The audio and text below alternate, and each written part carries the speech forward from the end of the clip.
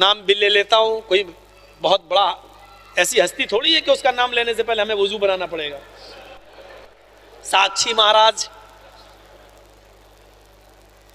BJP वाले बेकार इसको बर्दाश्त कर रहे हैं बेचारे। इसको तो रांची या बरेली के पागल खाने में इसका दिमाग का इलाज कराएं। ये उन्नाव से एमपी बना है, मेंबर ऑफ पार्लियामेंट, और उन्नाव हमारे इटावा से बहुत करीब है। उन्नाव में भाषण देता है, कहता मीट मीट गोश्त गोश्त सब बराबर हैं। अगर मुसलमान लोग बकरा खा लेते हैं, भैंस खा लेते हैं और गाय भी खाते हैं, उसने वहां उकसाना चाहा लोगों को, गाय भैंस बकरा खा लेते हैं तो गधा और कुत्ता क्यों नहीं खाते? मुसलमानों को चाहिए जब मीट मीट गोश्त गोश्त सब बराबर, तो गाय भैंस बकरा खाते हो तो कुत्ता और गधा भी खाना चाहिए। 1 महीने के बाद मेरा प्रोग्राम हुआ, लोगों ने मुझे उसकी वो सुनाई, यूट्यूब पे पड़ी हुई तकरीर। मैंने कहा बेटा कोई बात नहीं, आज सूद समेत इसका कर्ज वापस कर दूंगा।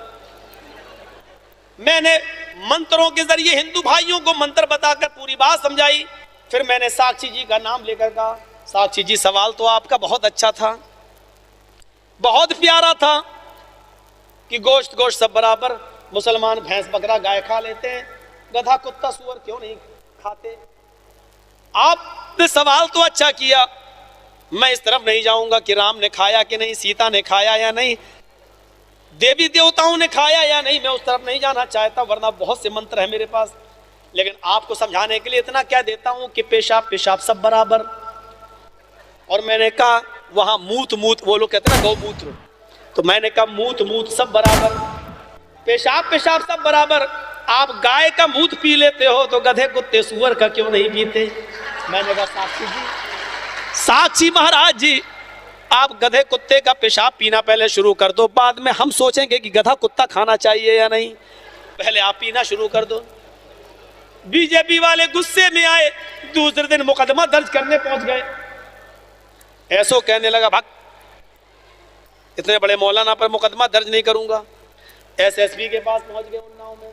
एसएसपी बोला देखो फितने का दरवाजा तुम ही लोग खोलते हो, मैं कैसे केस दर्ज करूं इसके ऊपर? अगर इनके ऊपर केस दर्ज करूंगा तो साक्षी के ऊपर भी करना पड़ेगा। मौलाना साहब ने तो उसका जवाब दिया। साक्षी जी अगर ना उकसाते तो ये जवाब ना देते, और आप कह रहे हैं कि इनके ऊपर, कह रहा मेरी हुकूमत, योगी मोदी सब बैठे हैं और फिर भी यूपी में, बताओ कोई हमको ऐसा कह जाएगा है? एसएसपी बड़ा ईमानदार था, उसने कहा देखो मैंने पूरी तकरीर सुनी मौलाना जर्जीज की, और मैंने साक्षी की भी सुनी, हम गए थे, लॉ एंड ऑर्डर का मामला था इसलिए हमें खुद जाना पड़ा। जर्जीज साहब ने यह कहा है कि जैसे तुमने ही कहा गोश्त गोश्त सब बराबर, मीट मीट सब बराबर, ऐसे उन्होंने कहा पेशाब पेशाब सब बराबर। ये कहा है अगर ये खा सकते हैं तो ये क्यों नहीं खाते? तो उन्होंने कहा कि इसका पेशाब पी सकते हो तो उसका क्यों नहीं पीते?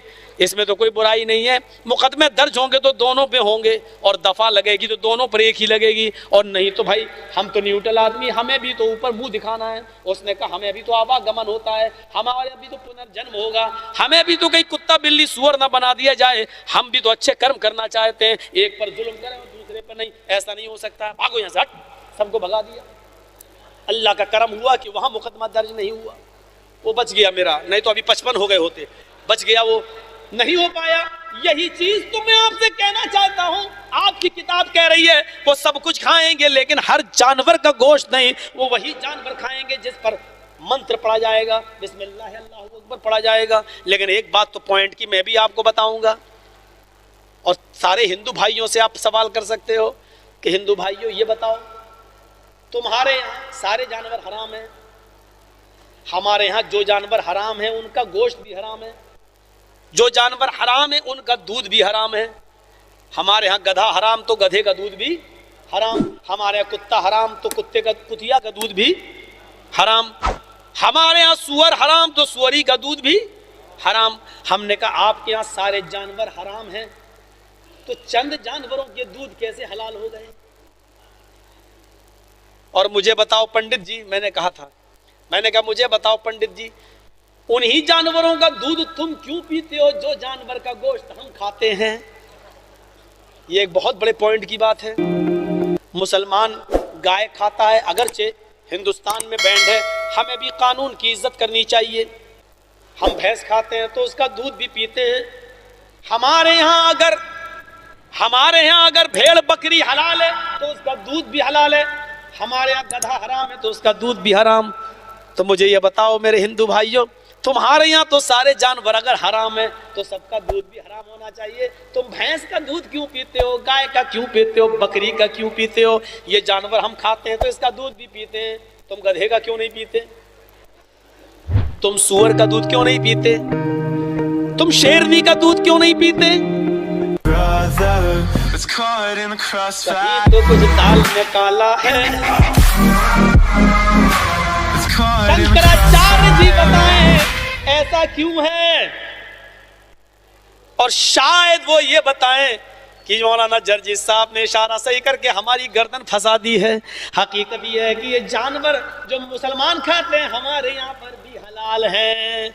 शायद वो ये कहते हैं क्योंकि कृष्ण जी ने जब अर्जुन से कहा था अर्जुन जब नमाज पढ़ो तो क्या कहा था, योगी युजित, पूरे शरीर की एक्सरसाइज कर लेना, यानी रुकू सजदा सब, और ये पढ़ना दोनों हाथों को, ये लिखा बाकायदा महाभारत में, हृदय नमा, अपने दोनों हाथों को सीने पर रख लेना है अर्जुन, अपने दोनों हाथों को सीने पर रख लेना। देख लो हिंदू मूर्ति के सामने खड़ा है लेकिन दोनों हाथों को ऐसे रख लेता है सीने पे, वहां रख लेना तो वो रख लेता है। हमारे यहाँ बांध लेना तो हम रखते हम भी हैं, वो बस दोनों हाथ जोड़कर रखता है, हम दोनों हाथ यूं करके रखते हैं। वो भी सीने पे रखता है, हम भी सीने पे रखते हैं। वो भी कहता है दिल से हम क्षमा मांग रहे हैं, और हम भी कहते हैं अल्हम्दुलिल्लाहि रब्बिल आलमीन, दिल से गवाही देते हैं कि सारी तारीफ तेरे लिए है। हृदय सीने पे रख लेना, नमा और सर झुका लेना। और कृष्ण जी का एक आदेश और है, हाय अर्जुन, मूर्ति के सामने खड़े हो जाना लेकिन आंखें बंद कर लेना।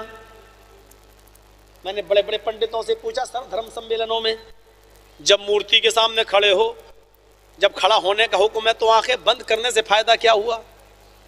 भाई ये मूर्ति है, अब हमें मूर्ति के सामने खड़ा होने का हुक्म दिया तो अब देखेंगे तभी ना फायदा है।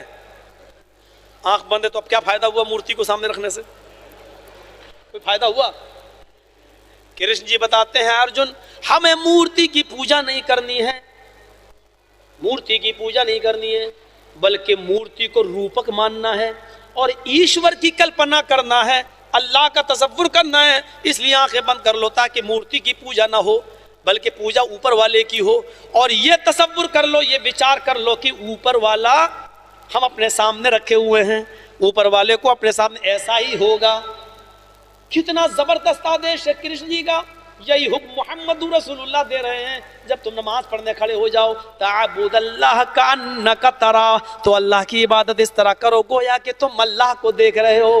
फ़इल्लम तकुन तरा फ़इन्नहु यराक, अगर ये ना सोच सको कि तुम अल्लाह को देख रहे हो तो ये सोच लो कि वो तुम्हें जरूर देख रहा है। लेकिन आंखें बंद करने का हुक्म नहीं दिया, क्यों? इसलिए कि हमारी मस्जिद में मूर्ति है ही नहीं।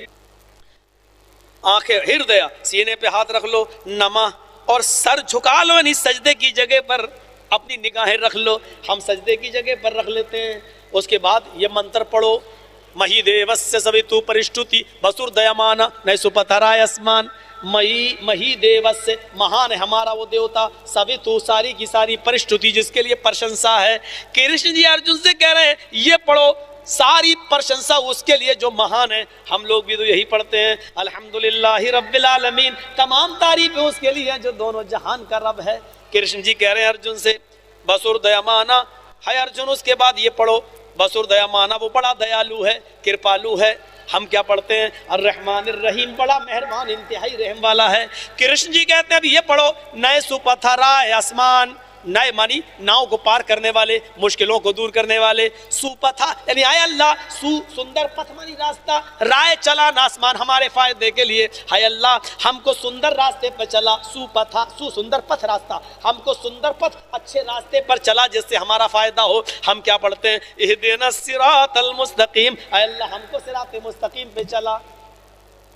इन आयतों से लगता है, इन मंत्रों से, कि कृष्ण जी भी पक्के अहले हदीस थे। वो सूरह फातिहा पढ़ते भी थे और दूसरों को पढ़ने का हुक्म भी देते थे। ये नहीं कहते थे कि कोई पढ़ाए तो गूंगे बने रहना, पीछे कुछ मत पढ़ना, ये नहीं, तुम ये पढ़ो। हुक्म देते थे कि ये मंत्र पढ़ो, लिहाजा वो ये मंत्र पढ़वाते थे, यानी सूरह फातिहा पढ़ने का हुक्म भी दिया करते थे।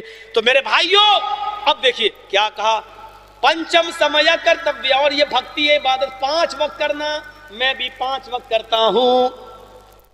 पवित्र धरती अस्त, पाक जमीन पर सजदा करना, अगर पाक जमीन न मिले, मृग चरम, मृग मानी हिरन, चरम मानी चमड़ा, तो हिरन के चमड़े पर जाए नमाज बना लेना, हिरन के चमड़े को बिछा लेना और उसी पर साष्टांग सजदा, रुकू, दांडव सब उसी के ऊपर करना। यानी हिरन की खाल पाक है हिंदू धर्म के अंदर, हलाल जानवर में ये साबित हो गया है। हमारे यहाँ तो हर हलाल जानवर की खाल दबागत देकर जाए नमाज बनाई जा सकती है। मेरे भाइयों, हिंदू धर्म भी कह रहा है और श्रीमद् भागवत गीता कह रही है कि मृग चरम, हिरन की खाल को बिछा लो। रामचंद्र जी दौड़ती हुई हिरन को तीर मारते थे तो लग जाता था, दौड़ती हुई हिरन, तीर निकाला मारा, दौड़ती हुई हिरन को लगा। हम लोग तो खड़ी हिरन को नहीं मार पाएंगे, निशाना चूक जाएगा, और रामचंद्र जी तो दौड़ती हुई हिरन को मार देते और वो लग जाता था। पता चला रामचंद्र जी बहुत पक्के निशानेबाज थे और साफ लफ्जों में कह दूं बड़े पक्के शिकारी थे।